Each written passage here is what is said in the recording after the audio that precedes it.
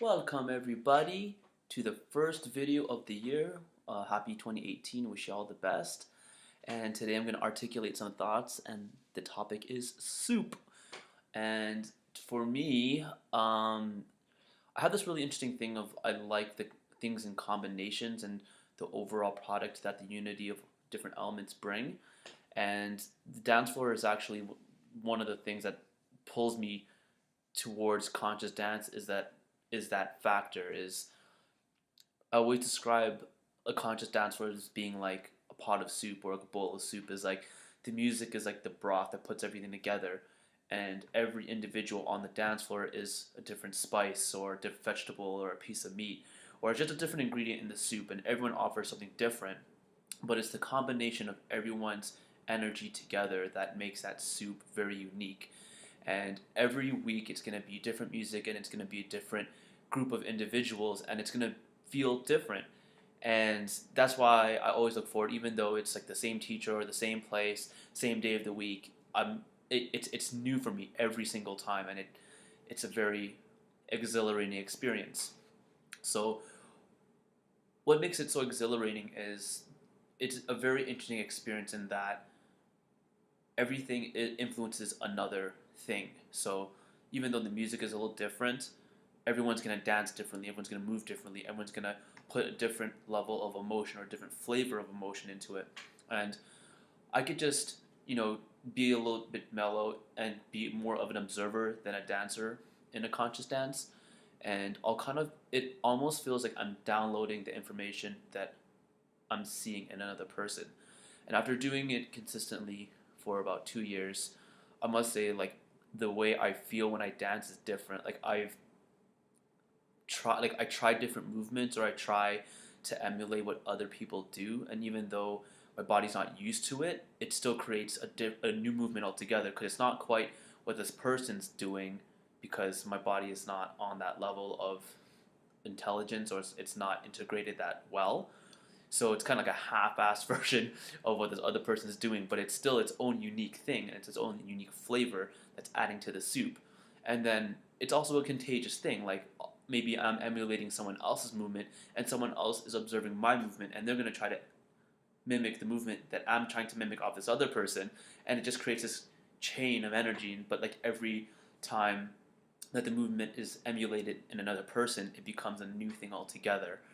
And I think it's very interesting thing to experience, and like I think that's something. If you go to something like a nightclub, or even like a rave, like it's not as tangible. Like for me, it feels there's a lot of other distractions, whether it's really super loud music and you can't really hear the clarity in each individual sound level, like sound degree, like the high frequencies, the mid level frequencies, and the low frequencies. I think that's one of my pet peeves of going out to nightclubs and raves. It's just like the music is blaring so loud that you can't really hear the clarity of the music. And there's actually a few production companies in Calgary that actually really focus on making sure that the quality of sound is really clear, and those are the more of like the parties or raves I like to go to, whatever you want to call them. And anyways, so like when you go to a conscious dance, the attention is using the dance as a form of moving meditation, so people are more tuned in and giving more of an authentic effort into the dance and trying to give and take and kind of contribute and have this interaction in between all the individuals, and it leads from a much more fulfilling experience I find. In other situations, people might be more prone to be social, or they get distracted with like the fancy art installations or the lights and the super loud music, or there's just a lot of other distractions. But if you go to a conscious dance that's specifically designed and intended to be used as a moving meditation, that soup is so much more palpable and has so much more flavor. And yeah, that's really my thought. I've kind of been thinking about that a lot, and I usually just use that metaphor to describe what it's like to be on a conscious dance floor. And I really promote, take a spoon and take a dip and have a taste, and maybe you like it, maybe you not. But it is something that is very astounding, very interesting, very rewarding, and allowing yourself to just be free and express yourself and and allow yourself to be inspired by other dancers is truly, truly a moving experience. No pun intended. Actually, that was intended because I'm just that kind of punny person. All right, so that's all my thoughts about soup and conscious dance this week.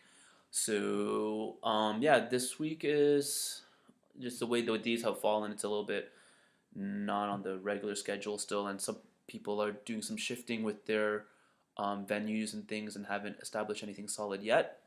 So and also it just has been a really weird day and a really weird week. Hence, I'm posting this at like almost 11 p.m. at night or 11:30 or 10:30, whatever time it is.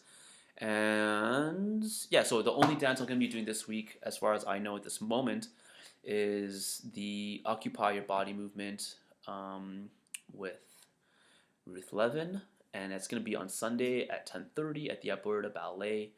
Super, super excited. It's been a few weeks since I've been to the class, and really excited to get back on the floor and just revel in the soup that Ruth provides, which is very tasty and tastes like home. Is like comfort food, and I love it every time my feet touch that floor. So, um, thank you for listening and tuning in, and hopefully I'll see you on Sunday. If not, inshallah. Peace.